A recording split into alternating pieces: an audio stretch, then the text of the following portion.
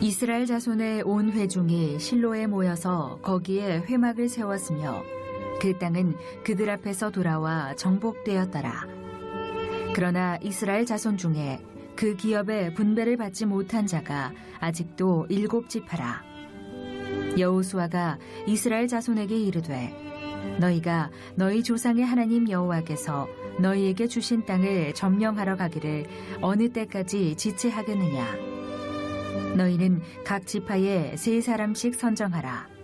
내가 그들을 보내리니 그들은 일어나서 그 땅에 두루 다니며 그들의 기업에 따라 그 땅을 그려가지고 내게로 돌아올 것이라.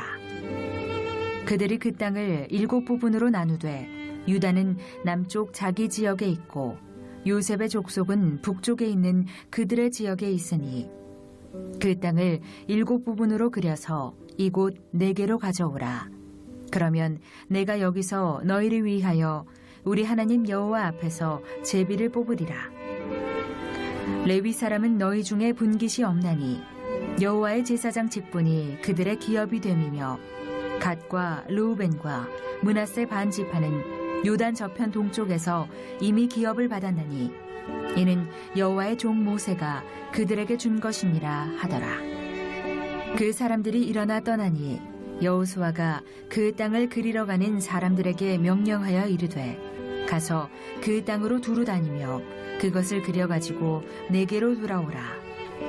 내가 여기 실로의 여호와 앞에서 너희를 위하여 제비를 뽑으리라 하니 그 사람들이 가서 그 땅으로 두루 다니며 성읍들을 따라서 7부분으로 책에 그려서 실로 진영에 돌아와 여호수아에게 나아오니 여호수아가 그들을 위하여 실로의 여호와 앞에서 제비를 뽑고 그가 거기서 이스라엘 자손의 분파대로 그 땅을 분배하였더라. 오셨습니다. 우리 은혜 많이 받읍시다. 우리 인사하시기 바랍니다. 우리 지난 시간에 요셉 지파에 대해서 우리 땅 분배해서 나누어 보았고요. 오늘은 이제 나머지 7지파 땅을 분배받지 못한 베냐민, 시므온, 스불론, 이사갈, 납달리, 아셀, 단지파에 대해서 우리 한번 말씀을 나누어 보도록 하겠습니다. 자, 지난 시간에 우리가 요셉 지파에 대해서 말씀을 나누었는데 요셉은 장자 지파로서 다른 지파보다 2몫의 땅을 받았다고 했습니다. 그래서 요셉의 아들 에브라임과 므낫세 이렇게 2지파가 땅을 받게 되는데 땅도 넓은 뿐 아니라 땅도 아주 좋은 비옥한 땅에 넓은 땅을 실제로는 3배 몫을 받았던 지파가 바로 요셉 지파입니다. 자, 그런데 요셉 지파는 다른 지파보다 복을 더 많이 받았지만 하나님께 원망합니다. 여호수아께 아니 우리는 인구가 많은데 왜 이렇게 땅을 적게 줍니까? 라고 하면서 원망을 했지요. 이러한 요셉 지파의 행동이 결국은 다른 7지파에 악영향을 끼치게 됩니다. 왜냐하면 요셉 지파의 하는 행동을 보고는 다른 7지파가 땅을 이제 뭡니까?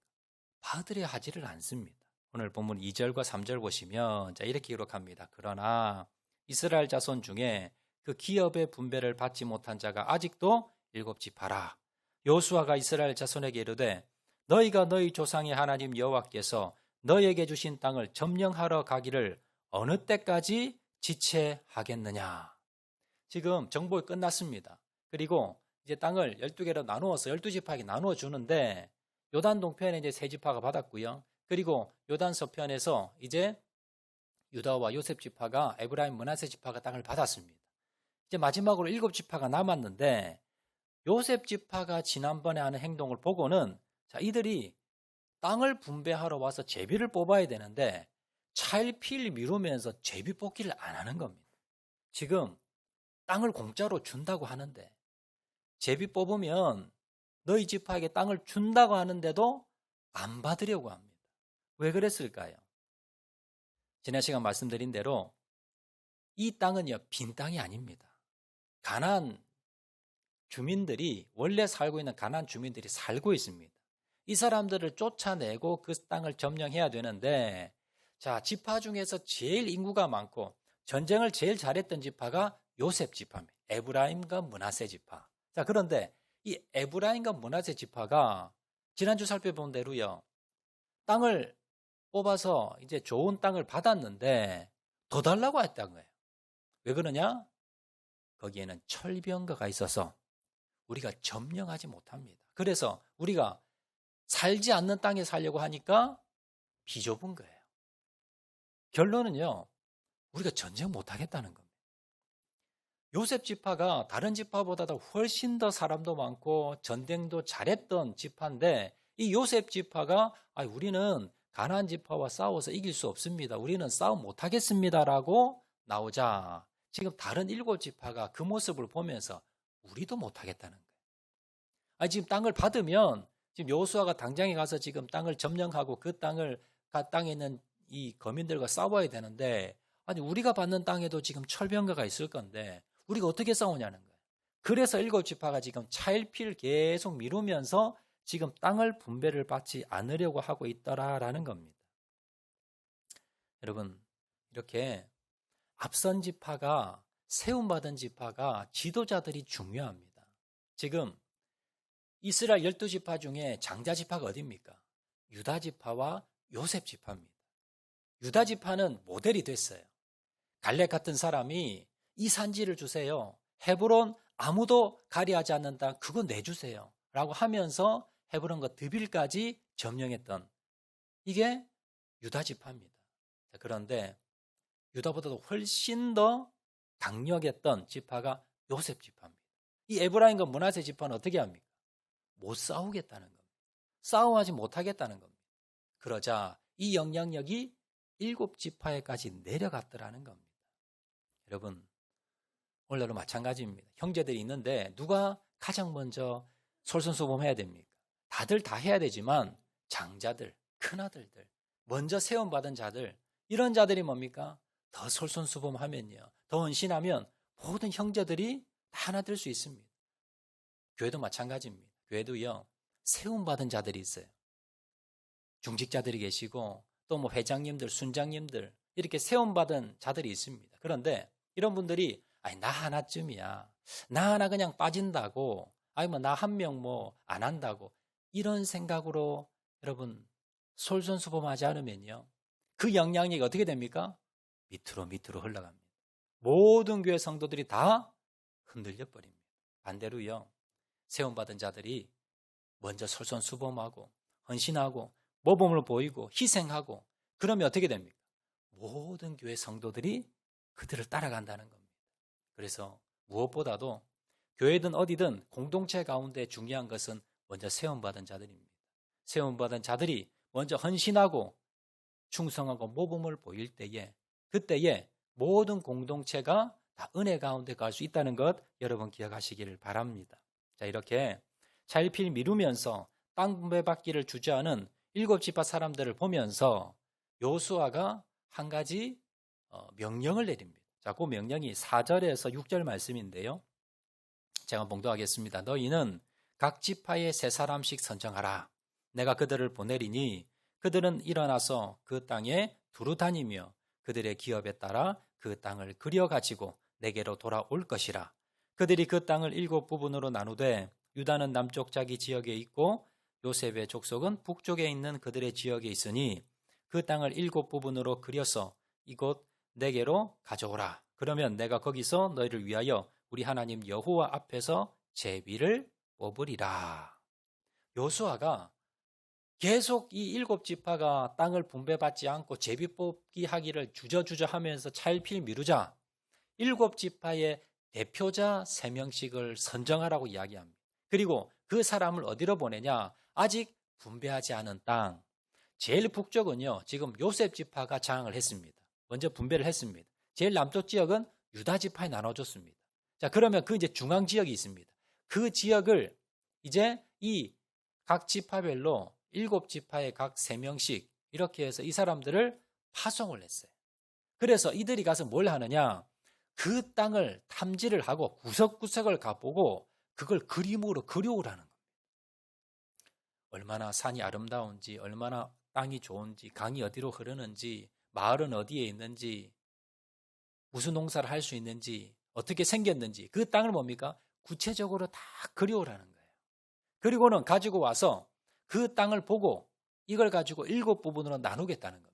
그래서 나머지 7지파에게 제비를 뽑아서 나눠주겠다라고 명령을 한 겁니다. 여호수아는 왜 이렇게 명령을 내렸을까? 지금 이스라엘 백성들은요, 두려움에 빠졌습니다. 아니, 지금 요셉 지파도 지금 싸움을 못하겠다고 지금 저렇게 두려워하는데 우리가 어떻게 나가 싸우겠냐는 겁니다. 그 요셉 지파의 하는 모습을 보면서 그 말을 들으면서 다 두려움에 빠진 겁니다. 그리고는요, 가나안 정복에 대해서 목표와 꿈을 잃어버렸습니다. 그냥 두 손 놓고 있으면서 야, 여기 그냥 살자. 우리 불편하더라도 여기 있지. 거기 가다 우리 다 죽는다. 라고 하면서 두려움에 빠진 겁니다. 그런데 여호수아는요, 이렇게 두려움에 빠져있는 이스라엘 백성들에게 다시 일어나서 목표를 가지고 열정을 회복하고 다시 나아가서 진군하기 위해서 가만히 앉아만 있지 말고 우리가 정복해야 될 그 땅을 가서 눈으로 보고 오라는 겁니다.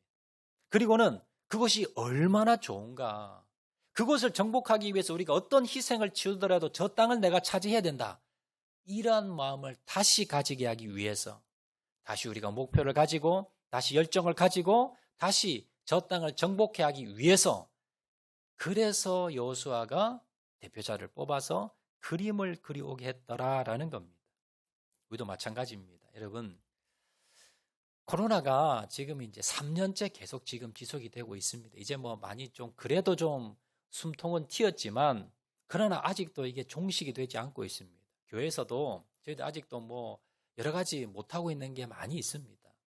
우리가 이렇게 계속 쉬다가 보니까 예배도 그리고 또 뭐 교제도 또 우리 전도도 또 우리가 훈련도 이런 것들을 우리가 봉사 헌신 이런 것들을 지금 한 2, 3년 정도 이렇게 손을 놓고 있다 보니까 무슨 생각이 드냐면요. 야, 이 코로나 끝나도 이건 내가 다시 할 수 있을까? 예전에 그렇게 열정적으로 내가 열심히 헌신하고 충성했는데 이거 다시 할 수 있을까? 아, 나 자신 없는데 이런 생각이 들더라는 거예요. 우리가 아직 환경이 다 코로나가 종식되지 않아서 당장에 모든 걸 다 할 수는 없습니다. 근데 문제는 뭐냐면 내 안에 열정은 식지 말아야 된다는 거예요. 내가 다시 코로나만 끝나면 내가 전도 나가고 또 열심히 또 하나님 말씀 우리가 나누고 배우고 또 교제하고 뜨겁게 우리가 합심해서 모여서 같이 기도하고 이러고 싶은 마음이 점점점 더 불타야 되는데 이런 마음이 점점점 식어지면서 내가 봉사할 수 있을까? 내가 이전처럼 그렇게 내가 열심히 할 수 있을까? 난 할 수 없을 것 같아. 이런 마음에 사로잡혀 있다면 이건 큰 문제라는 겁니다. 오늘 본문에 지금 7지파 이들의 문제와 우리가 똑같다는 겁니다. 여러분, 환경이 안 된다 하더라도 우리의 그 사명과 또 우리의 그 열정까지 우리가 코로나에 걸리면 안 된다는 걸 여러분 기억하시기를 바랍니다. 자, 그러면 우리가 이 코로나 때문에 내 마음이 식어졌고 내 열정이 식어졌고 내 마음이 사명을 잃어버렸다면 어떻게 다시 회복할 수 있을까? 그 비결을 한번 두 가지로 한번 찾아보도록 하겠습니다. 첫 번째입니다. 첫 번째, 우리 가운데 열정을 회복하고 사명을 다시 회복하기 위해서 첫 번째는요, 믿음을 가져야 합니다. 믿음이 회복되어야 됩니다. 자, 히브리서 11장 1절 말씀 보시면요, 이렇게 말씀합니다. 믿음은 바라는 것들의 실상이요 보이지 않는 것들의 증거니. 믿음이란 뭐냐? 성경에서 믿음에 대해서 가장 잘 정의한 본문이 바로 오늘 히브리서 11장 1절 말씀. 자, 믿음은 뭐다? 바라는 것들의 실상이다. 실상이라는 것이 실제 모습이다라는 겁니다. 믿음은요, 미래에 대해서 하나님께서 우리에게 꿈과 비전을 주시면 그 말씀을 통해서 꿈과 비전을 가지고 그리고 그 꿈과 비전을 뭡니까? 현실은 아니지만 미래에 일어날 그걸 뭡니까? 내가 영화를 보듯이 내가 그림을 보듯이 그렇게 내가 뭡니까? 선명하게 본다는 거예요. 오늘 본문에서 여호수아가 이스라엘 백성들에게 대표자 3명을 뽑아서 가나안 땅 정복되지 않은 가나안 땅에 들어가서 그림을 그려오라 그랬죠. 이게 뭐예요? 미래에 우리가 살아가야 될 땅을 그린 겁니다. 이런 모델 나올 수 있습니다. 이게 뭐냐면 내가 앞으로 입주할 그 아파트를 뭡니까? 이거는 건물은 아니지만 아파트는 아니지만 미리 가서 이렇게 생겼구나. 내가 앞으로 여기에 이런 가구를 놓고 여기에 침대를 놓고 여기에다가 소파를 놓고 이렇게 내가 살아야지. 이거 뭡니까? 상상할 수 있도록 만든 게 모델하우스입니다. 이렇듯이 지금 믿음이라는 건 뭐냐면요. 여러분 뭐 하루에 10시간 20시간 기도하는 게 믿음이 아니라 물론 그런 분들도 믿음 좋지만요. 진짜 믿음은 뭐냐면 내 안에 믿음의 실상을 가지고 있는 사람입니다. 지금 현재는 내가 아무것도 할 수 없고 내가 부족하고 내가 힘들지만 하나님이 주신 그 말씀을 통해서 내가 꿈을 가지고 믿음을 가지는 거예요. 그래서 내가 1년 뒤에 10년 뒤에 20년 뒤에 30년 뒤에 나는 이렇게 돼 있을 거야. 하나님이 이러이러한 걸 주실 거야. 내가 이런 삶을 살 거야. 그걸 뭡니까? 믿음의 눈을 가지고 바라보는 사람입니다. 지금의 현실, 지금의 우리 가정, 우리 교회, 내 인생을 보면 비참합니다. 암울합니다. 희망과 소망이 없습니다. 그런데 하나님이 주신 약속의 말씀을 내가 붙들고 그 약속의 말씀을 믿고 그 약속의 말씀을 통해서 믿음의 눈으로 바라보니까 미래가 어때요? 나의 미래가 하나님께서 함께 하시고 도와주시고 은혜 베풀으시고 복을 주셔서 나의 미래가, 우리 가정의 미래가, 그리고 우리 교회의 미래가, 우리 공동체의 미래가 믿음의 눈을 바라보면서 소망을 가지는 겁니다. 그러면서 열정을 다시 회복하는 겁니다. 이것이 바로 말씀을 통한 여러분 회복입니다. 대표적인 사람이 누굽니까? 갈렙입니다. 여러분 갈렙은요 45년 전에 가데스 바네아에서 이 땅 하나님이 주셨다. 이 땅 정복하면 된다라고 했을 때 이스라엘 백성의 돌을 맞아 죽을 뻔했습니다. 그때에 하나님께서 갈렙에게 이런 말씀을 주셨습니다. 네가 앞으로 밟는 땅 내가 너에게 주겠다. 그걸 45년 전에 되는 그 말씀을 여호수아와 같이 들었거든요. 그 말씀을 45년을 간직했어요. 45년 동안 그 하나님의 말씀을 간직하니까 그 말씀을 믿음을 통해서 믿음의 눈으로 바라본 겁니다. 그래서 가장 사람들이 분배받으려 하지 않는 땅 어디입니까? 헤브론 땅이에요. 그 헤브론 땅을 뭐라 그럽니까? 나달라는 겁니다. 제비뽑기 하기도 전에 다른 사람들이 다 받으려고 하지 않는 그 땅을 여호수아에게 나에게 주세요. 왜냐하면 45년 전에 하나님께서 나에게 내가 밟는 땅 주셨다고 했습니다. 내가 믿음으로 바라보면서 그 땅을 정복하는 그 그림을 본 겁니다. 이게 믿음의 실상입니다. 그리고는 헤브론까지 정복하고 드빌까지 정복합니다. 이것이 갈렙의 믿음입니다. 우리도 마찬가지입니다. 지금 당장에 코로나 때문에 하지 못하는 것들 많이 있습니다. 그런데 우리가 이 시기에 뭘 합니까? 우리가 낙심하고 절망하고 손 놓고 있는 것이 아니라 하나님의 말씀을 내가 더 묵상하면서 하나님의 말씀을 통해서 약속의 말씀을 내가 믿는 겁니다. 그리고 그 약속의 말씀을 가지고 상상을 하는 겁니다.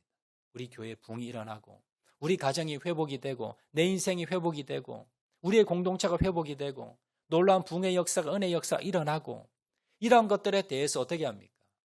꿈을 가지고 믿음을 가지고 상상하는 시간.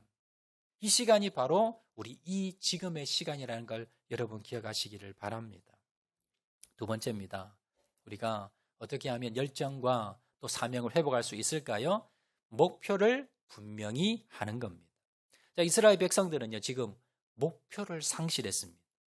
지금까지 목숨을 걸고 애굽을 탈출했습니다. 40년을 방황을 했습니다. 7년을 넘어서 지금까지 목숨을 걸고 전쟁을 했습니다. 왜 그렇게 했을까요? 목적이 있었습니다. 목적. 이 목적이 뭡니까? 가나안 땅에 들어가서 사는 겁니다. 가나안 땅을 정복해서 이제 우리 나라를 만들어서 하나님의 통치받는 백성으로 살아가는 겁니다. 이 맥석 하나, 이 목표 하나 가지고 지금 50년 가까이를 뭡니까? 줄기차게 온 겁니다. 그런데 지금 어떻습니까? 그 목표가 사라진 겁니다. 지금까지 50여 년을 달려왔는데 이제 마지막 정복을 앞두고 그리고는 이들의 목표가 두려움 때문에 요셉 지파의 그 겁내하는 그 행동 때문에, 그 두려움 때문에, 이것 때문에 7지파에 모두 다 두려움 가운데 빠져서 목표가 상실돼 버린 겁니다. 사도 바울이 이렇게 말씀합니다.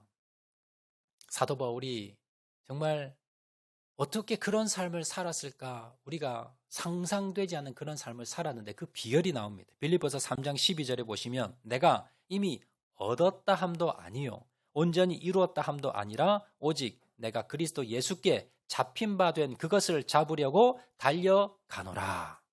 사도 뭐라 고백했냐면, 자, 내가 열심히 오늘도 매를 맞아가며 죽을 고생을 하면서 복음을 전하러 다니는 이유는 예수 그리스도 예수께 잡힌 바 된 그것을 잡으려고 달려갔다는 겁니다. 사도 바울은요, 걸어가지 않았습니다. 사도 바울은 서 있지 않았습니다. 사도 바울 인생은 달려가는 인생이었습니다. 어떻게 달려가는 인생을 살 수 있었는가? 그 비결은 예수님께 잡힌 바 된 것을 붙잡으려고. 예수님이, 내가 믿음을 가졌더니 예수님이 나에게 꿈을 줬다는 거예요. 사명을 줬다는 겁니다. 그 사명을 쫓아가면서 내가 중간중간에 뭔가 이루어내고 뭔가 내가 성공을 거두고 하더라도 그건 아무 개의치 않았다는 겁니다.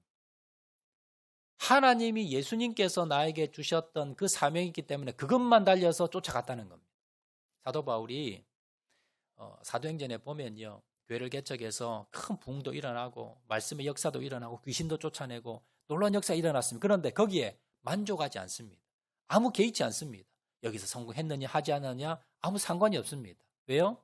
이게 목표가 아니라 예수님께서 나에게 오늘도 주시는 그 목표, 그걸 향해 달려갔더니 내가 얻었다 함도 아니요 이루었다 함도 아니라 내가 많은 걸 이루었는데 거기에 개의치 않는다는 거예요. 아무 상관이 없다는 겁니다. 그러면 이 사람의, 이 사도 바울의 목표가 무엇이었습니까? 사도행전 20장 24절에 나옵니다.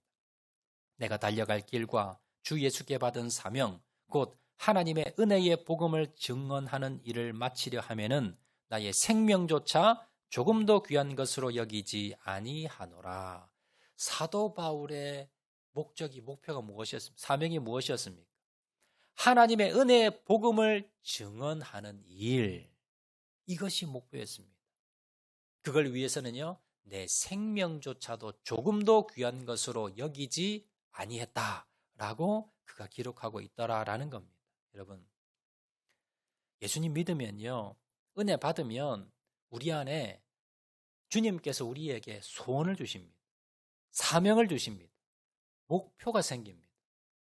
예전에는 그냥 세상에서 내가 돈 이 정도 이루고 내가 뭐 좋은 직장에 그다음에 뭐 이 정도 이루면 내가 그냥 만족하고 살아야지. 다른 사람이 부러워할 정도 되면 뭐 이 정도 만족하지. 자, 그런데 내가 은혜를 받으면요, 거룩한 목표가 생깁니다. 거룩한 사명이 생깁니다. 내가 하늘나라 갈 때까지 달려갈 목표가 생기다라는 것. 어디 나옵니까? 빌립보서 2장 13절 말씀입니다. 너희 안에 행하시는 이는 하나님이시니 자기의 기쁘신 뜻을 위하여 너희에게 소원을 두고 행하게 하시나니. 주님께서는 어떻게 하시냐면 우리 안에, 우리를 로봇처럼요, 너 오늘 이거 하라 저거 해라 이렇게 해라 저렇게 해라 그렇게 하지 않고요, 우리 안에 뭘 주신다? 소원. 하나님의 소원을 내 안에 주신다는 거예요. 우리가 하나님을 믿고 은혜 받고 내가 말씀 붙들고 나가면요, 내 안에 무슨 생각이 드느냐? 내 소원이 아니라 하나님의 소원이 내 안에 생기게 됩니다. 그리고 그 소원을 향해서 달려가는 것. 그 소원이 뭘까요? 이게 열정입니다. 이게 비전입니다. 이게 꿈입니다. 이게 사명입니다. 여러분, 우리는 아무것도 아니지만 우리가 주님을 믿으면, 은혜 받으면 주님께서 내 안에 거룩한 소원을 가지게 만듭니다. 그러면 환경이 힘들고 지금 어렵고 내가 지금 가진 것이 없고 내 환경과 아무 상관없이 하나님께서 나를 들어 쓰실 수 있다는 걸 여러분 기억하시길 바랍니다. 2016년도 다니엘 기도의 간증자 중에 신일덕 장로님이란 분이 계십니다. 제가 참 은혜를 많이 받아서 제가 소개를 잠깐 해드리도록 하겠습니다. 이분은요, 충북 제천에 아주 가난한 철도 공무원 아버지 밑에서 태어나게 됩니다. 아주 시골인데다가 또 집안도 너무 가난해서 어릴 때부터 자기의 꿈이 뭐였냐면 농사꾼. 농사를 잘 짓는 농사꾼이 자기 인생의 꿈이었습니다. 그래서 고등학교를 진학을 하는데 제천농업고등학교에 진학을 합니다. 그래서 여기서 공부를 열심히 해서 내가 이제 훌륭한 농사꾼이 되어야지라고 꿈을 꾸고 열심히 공부를 했습니다. 자, 그런데 고등학교 2학년 여름 때였어요. 친구들과 개울가에 가서 이제 막 수영을 하는데 갑자기 소나기가 확 쏟아지는 겁니다. 그래서 야, 우리 잠깐 좀 비를 좀 피하자라고 해서 근처에 보니까 건물이 하나 있어서 거기에 이제 들어갔습니다. 어딘지도 모르고 들어가 보니까 교회인 거예요. 시골의 작은 교회. 가서 보니까 할머니들하고 아주머니 한 10명이 모여서 거기서 예배를 드리고 있는 거예요. 그래서 이제 비를 피해야 되니까 나가지도 못하고 앉아서 이분들이 뭐 하나 싶어서 이제 구경을 한 거예요. 이분들이 이제 찬송도 부르고 또 말씀도 전도사님이 나누고요. 그리고 이제 기도를 막 하는데 그 옆에서 듣고 있는데 뭔가 가슴이 뭉클하면서 뭔가 좀 따뜻함이 느껴오더래요. 그래서 이분이 그 이제 전도사님, 젊은 전도사님 찾아가서 저도 이 교회 좀 다녀도 됩니까? 물어봤더니 괜찮다는 거예요. 오라는 겁니다. 근데 무슨 드냐면 보니까 다 나이 드신 분들이고 여자분들이 해서 자기가 이제 고등학교 2학년이니까 건강하고 젊잖아요. 전도사님, 제가 뭐 할 일이 있습니까? 교회에 할 일이 있으면 하나 시키세요. 그럼 제가 한번 해드릴게요. 이 전사님이 가만 생각해 보더니 새벽에 새벽 기도를 하는데 자기가 이제 새벽 기도 준비를 하는데 그 종을 좀 쳐줄 사람이 있어야 되는데 그 종을 칠 사람이 없다는 거예요. 새벽에 5시에 나와서 종을 좀 쳐달라는 겁니다. 그래서 알겠습니다. 그럼 제가 할게요. 그리고 이제 그 다음 날부터 새벽에 5시에 와서 이제 시골 교회 종을 치는 겁니다. 이게 하루 이틀이면 되는데 이거 계속 하다 보니까 힘든 거예요, 이게. 새벽마다 나와서. 그래도 내가 하나님께 약속했는데, 전도사님 약속했는데 하면서 1년 동안 열심히 하루도 빠지지 않고 와서 열심히 종을 쳤습니다. 근데 어느 날 잠을 자는데요. 이 잠을 자는데 꿈을 꾼 겁니다. 그가 무슨 꿈을 꿨냐면 꿈에서 예수님이 나타나신 거예요. 예수님이 딱 나타나셔서 하얀 옷을 입은 예수님이 딱 나타나셨어요. 그리고는 뭐라 그러냐면 너 새벽마다 왜 종치니? 물어보는 거예요. 꿈에서. 그러니까 본인이 뭐라 그랬냐면 하나님한테 잘 보여서 복 좀 받으려고 내가 종치는 거지요. 이렇게 자기한테 꿈에서 이야기를 한 겁니다. 그럼 무슨 복을 받고 싶니? 너 앞으로 뭐 되고 싶니? 이렇게 예수님이 물어보는 거예요. 그러니까 원래 꿈이 뭐였어요? 농사꾼.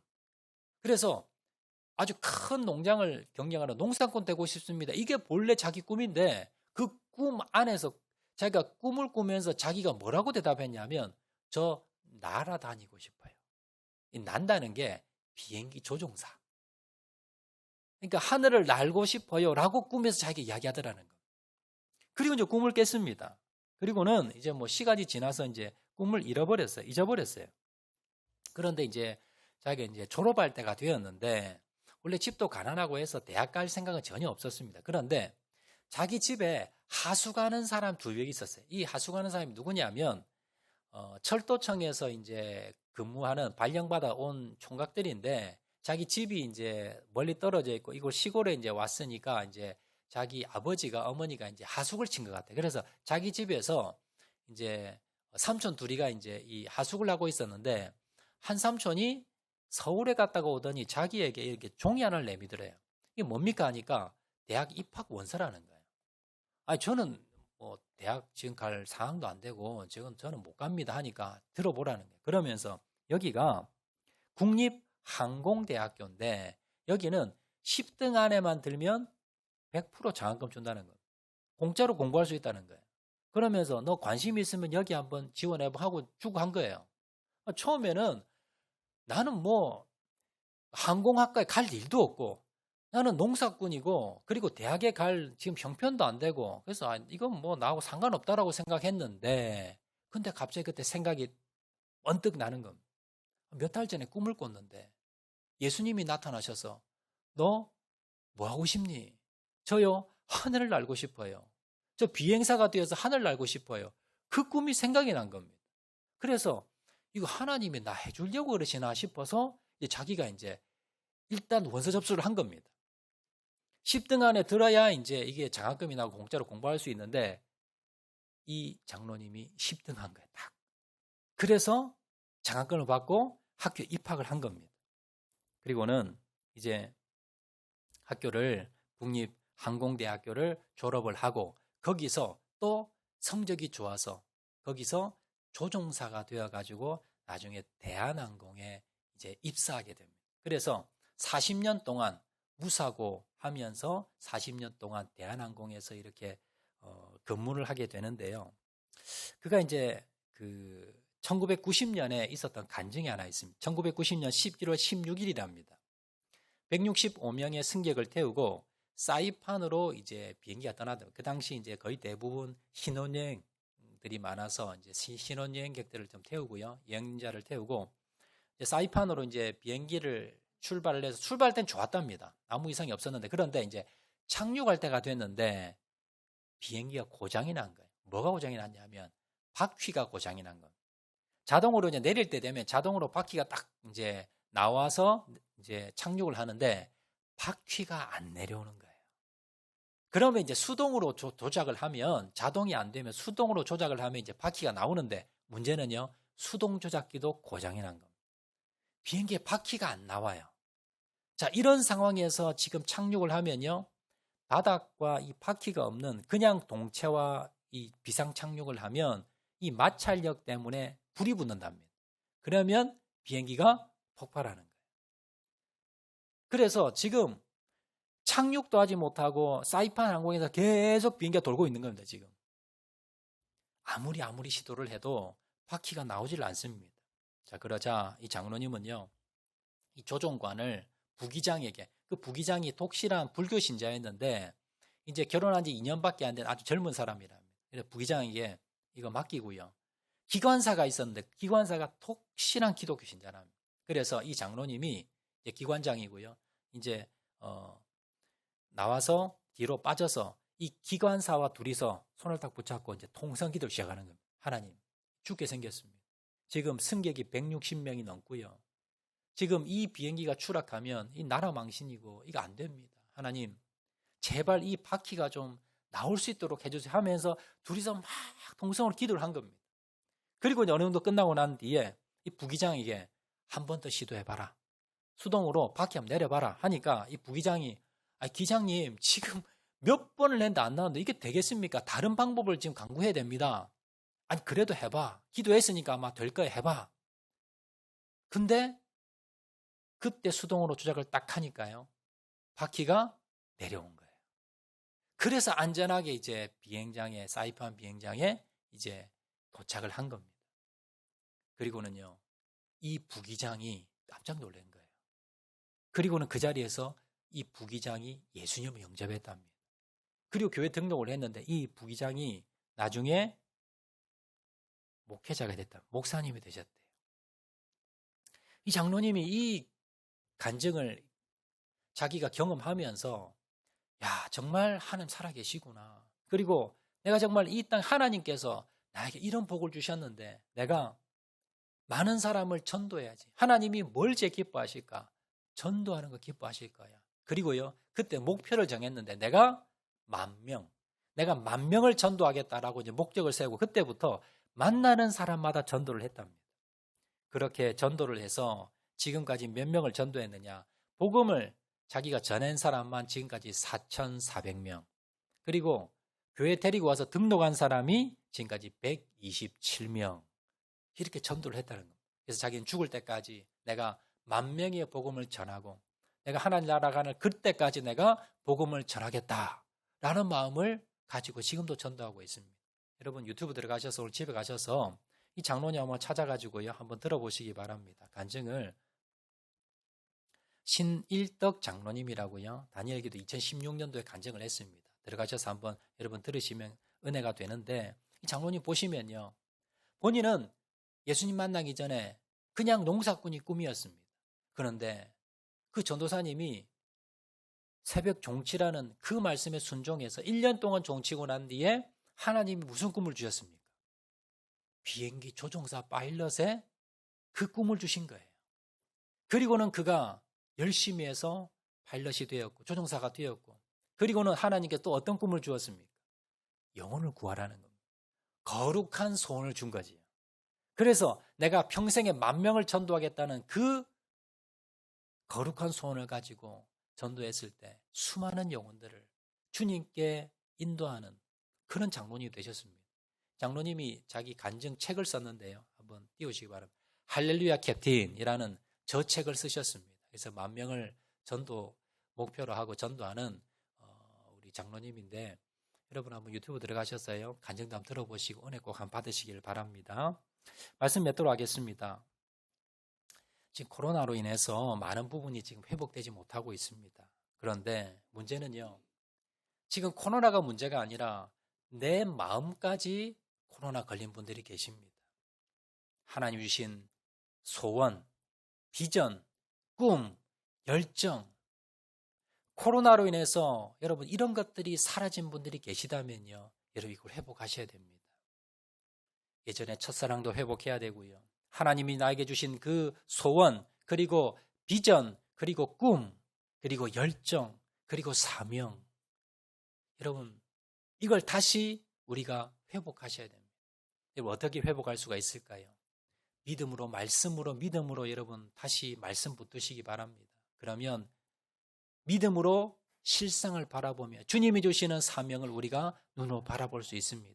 그리고요, 하나님께서 주시는, 주님께 주시는 여러분 소원을 품으시기 바랍니다. 목표를 여러분 구체적으로 정하세요. 그림을 그리세요. 내가, 우리 가정이 앞으로 어떻게 변할 것이고, 내 인생이 어떻게 변할 것이고, 내가 어떻게 쓰임받을 것이고, 우리 자녀가 어떻게 될 것이다. 이것에 대해서 여러분들이 구체적인 그림을 가지시고요, 구체적인 꿈을 가지시고, 그걸 가지고 지금부터 기도하는 겁니다. 그래야만 여러분 열정을 회복하고 주님 주시는 그 사명을 감당할 수 있다는 것을 기억을 하시고, 내 마음이, 내 열정이 식어지진 않았는지 돌아보시면서, 주님, 이 황무한 이 땅의 교회와 우리 악장로 교회, 또 우리 가정, 내 인생, 하나님 부흥의 은혜가, 회복의 은혜가 다시 회복되게 도와주시옵소서. 간구하고 나가시는 저와 여러분 되시기를 주의 이름으로 축원을 드립니다. 우리 말씀 생각하면서 찬양하도록 하겠는데요, 이 땅의 황무함을 보소서, 우리 한번 찬양하겠습니다.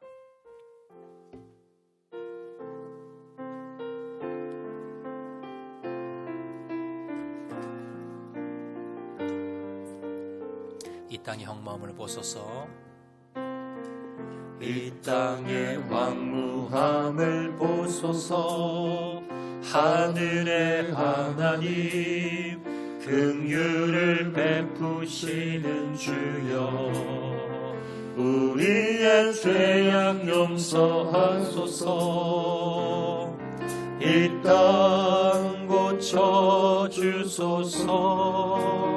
이제 우리 모두 하나 되, 이제 우리 모두 하나 되어 이 땅에 무너진 기초를 다시 쌓을 때, 우리의 우상들을 태우시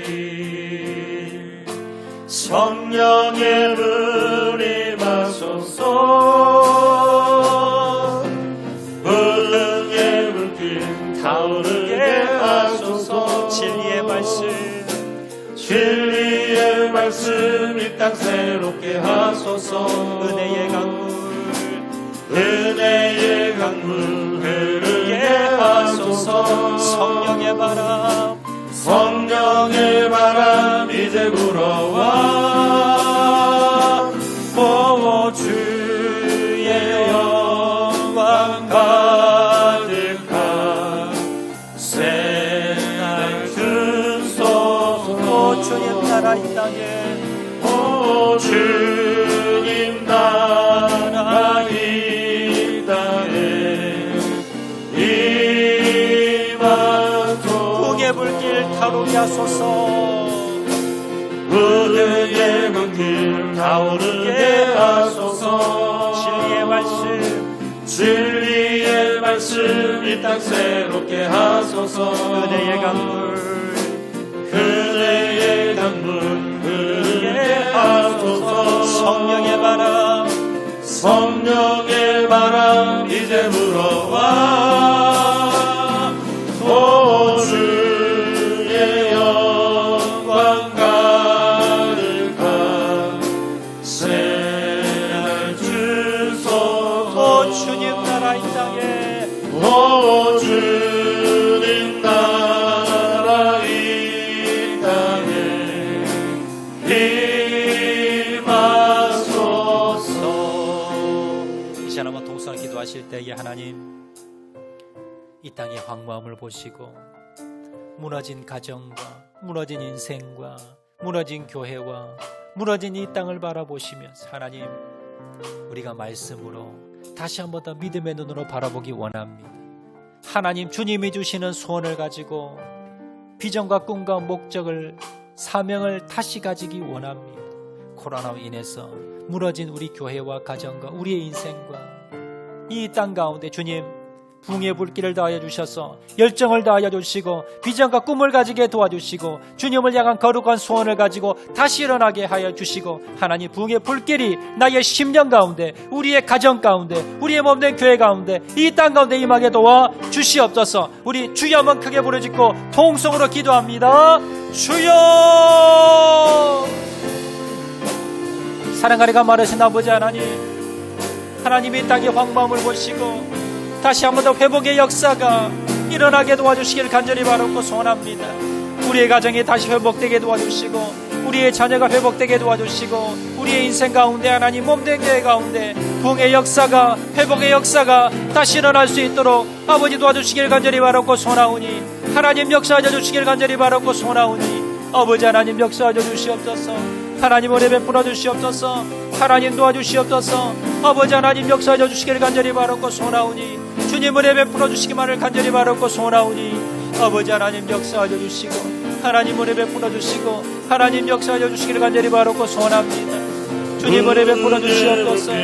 하나님 회복의 역사 일어나게 도와주시옵소서. 하나님 은혜 역사 일어나게 도와주시옵소서. 아버지 하나님 도와주시기를 간절히 바라고 소원하오니 하나님 역사하여 주시기만을 간절히 바라고 소원하오니 주여 은혜 베풀어 주시고 주님 도와주시고 주님 함께 주시기를 간절히 바라고 소원하오니 아버지 하나님 도와주시옵소서. 아버지 하나님 은혜 베풀어 주시옵소서. 아버지 하나님 회복의 역사 하나님 치유의 역사가 일어나 베풀어 주시기를 간절히 바라고 소원하오니 하나님 은혜 베풀어 주시고 하나님 역사하여 주시고 하나님 함께하여 주시옵소서. 회복시켜 주시고 부흥의 은혜 역사가 열정을 회복하게 도와주시고 은혜 베풀어 주시옵소서. 주님 사랑하리가 많으신 아버지 하나님, 코로나로 인해서 무너진 우리의 심령과 우리 가정과 우리 직장과 우리 교회와 이 나라 이 땅 가운데 하나님 회복의 역사 일어나게 도와주시옵소서. 다시 열정을 회복하게 도와주시고 다시 주님이 주신 사명을 회복하게 도와주시고 그러기 위해서 하나님 말씀을 통해 믿음의 눈을 바라보게 도와주시고 주님을 통해서 거룩한 소원을 가지게 도와주셔서 사명을 다시 회복하고 열정을 다시 회복하여서 하나님 다시 우리가 일어나게 도와주시고 부흥의 역사가 이 땅 가운데 우리의 심령 가운데 일어나게 도와주시옵소서. 모든 말씀 예수님 이름으로 기도합니다. 아멘.